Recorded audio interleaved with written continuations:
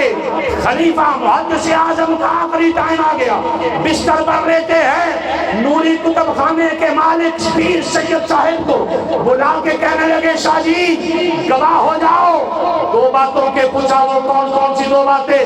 کہ ایک گل اے وے کہ قیامت والے دن گواہی دے دے ہو میں غوث پاک دا غلام ہوں۔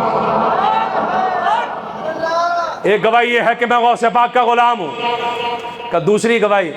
کہ دوسری گواہی ذرا ٹھنڈی جی سنیو، ہضم اوکھی ہونی ہے۔ دوسری گواہی کہ ساری زندگی گزر گئی ہے، کبھی بھی کسی گستاخ رسول سے ہاتھ نہیں ملایا۔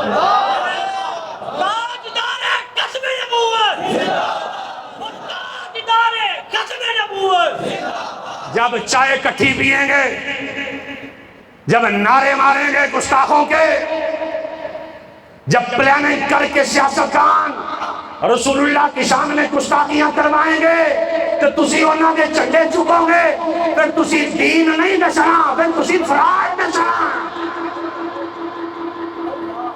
پھر فراڈ بتاؤ گے یہ کون سا دین ہے۔